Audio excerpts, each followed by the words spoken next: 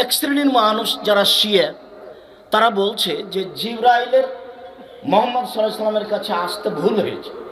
আল্লাহ বলেছেন জিবরাইল তুমি যাবা আলীর কাছে, তো ভুল করে জিবরাইল এসে গেছেন মোহাম্মদ সাল্লাল্লাহু আলাইহি সাল্লামের কাছে। এটাই তাদের আকীদা, তাদের বিশ্বাস যে জিবরাইল আসতে কি করেছেন, ভুল করেছেন। অথচ জিবরাইল খান না, পান করেন না, খাওয়া নেই, পান করা নেই, মানুষের মতো প্রাণী, ফেরেশতা নন। ফেরেশতার খাওয়া পড়া লাগে না, সব সময় তারা আল্লাহর ইবাদতে ব্যস্ত। আল্লাহর আদেশের 19-20 করেন না, করার মতো তাদের ক্ষমতা নেই। করার ভিতরে তাদের করার মতো ক্ষমতায় আল্লাহ দেননি। আগেকার আমরা একটা পদ্য পড়েছিলাম, দাঁতখানি চাল মুসুরির ডাল চিনি পাতা দই, তো আর এক জায়গাতে বলছে এটা আবার উল্টে বলছে, দিয়ে বলছে যদি পিছু হয় ভুল, ভুল যদি হয় নিশ্চয় মা ছেড়ে দিবে চুল। তার মানে মা আমাকে বকা দিবে।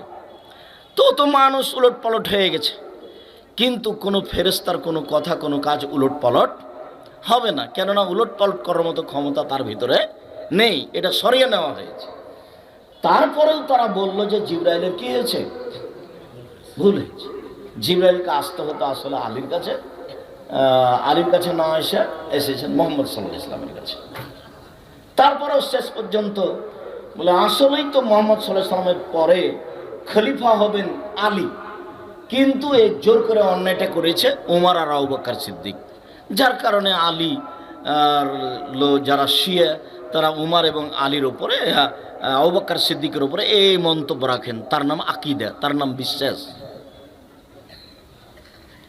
সম্মানিত দিনী ভাই বোন, তা আমাদের আকীদায় কিছু ত্রুটি থাকার কারণে আমরা অনেক সময় শরীয়তের মাপকাঠি বুঝতে পারি না।